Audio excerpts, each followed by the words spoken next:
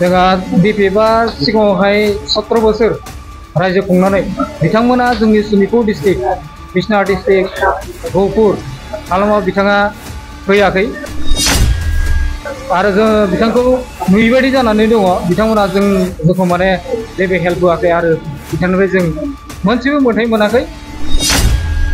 बिथाङा जोंनि हा नांगौ ना हानि मोनथाय नांगौ ना बिटिआर सोसननांगौ बिथाङा जोंखौ जेबो नायसनाखै। बिनि थाखायनो जोङो बिपिएफ दोलोखौ नागारनानै जोङो दा इउपिपिएल दोलोआव जोङो जयेन जाफैबाय।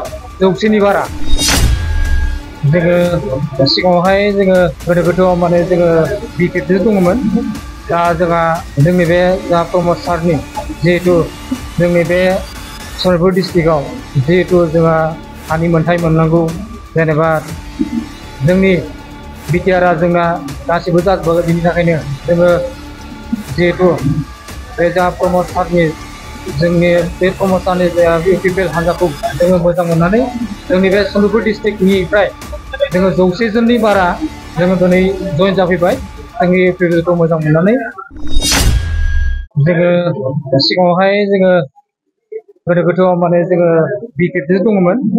दा जोंहा जोंनि बे जा प्रमद सारनि जिहेतु जोंनि बे सनितपुर डिस्ट्रिक्टआव जिहेतु जोंहा हानि मोनथाय मोननांगौ जेनेबा जोंनि बिटिआरआ जोंना गासिबो जाजोबाखै। बिनि थाखायनो जोङो जिहेतु बे जा प्रमद सारनि जोंनि बे प्रमद सारनि जा इउपिपिएल हान्जाखौ जोङो मोजां मोननानै जोंनि बे सनितपुर डिस्ट्रिक्टनिफ्राय जोङो 100 जननि बारा जोङो दिनै जयेन जाफैबाय। जोंनि इउपिपिएलखौ मोजां मोननानै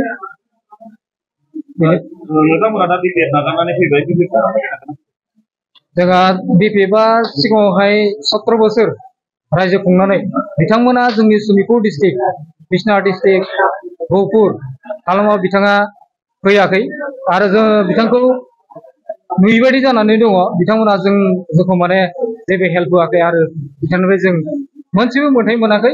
बिथाङा जोंनि हा नांगौ ना हानि मोनथाय नांगौ ना बिटिआर सोसननांगौ बिथाङा जोंखौ जेबो नायसनाखै। बिनि थाखायनो जोङो बिपिएफ दोलोखौ नागारनानै जोङो दा इउपिपिएल दोलोआव जोङो जयेन जाफैबाय। 100नि बारा। Thank you. पार्टीक आमी ভাল পাইছো গতিকে আমি ইউপিপিএল পার্টির 100 জনের পৰা আমি আকৌ যোগ হৈ আমি একটো হৈ কাম কৰিব কাৰণে আমি আগবাঢ়িম। ইউপিপিএল আমি ভাল পাওঁ গতিকে আমি 100 জন হলে আমি সবে হাতে হাত মিলাই আমি আজি আগবাঢ়ি যাওঁ। নমস্কাৰ। পোনপ্ৰথমে মই নিজৰ মোৰ নাম ৰোহিত বৰাই। মোক যেনিবা বিপিএফ পাৰ্টিত ডিষ্ট্ৰিক্ট প্ৰেচিডেণ্ট বনাইছিলে ইউথ ক্লাবৰ পৰা। মানে আমাৰ গাঁৱৰ কিবা সমস্যা লৈ মই তাতে গ'লে মানে মোক একো ৰেছপন্সে নিদিয়ে আৰু বাকী ক'ব গ'লে আৰু আমাৰ কথা ওলালেই মানে চব ল'ৰা বেয়া পাই তাতে গ'লে। যেনিবা আমাৰ গাঁৱৰতো একো নেদেখে।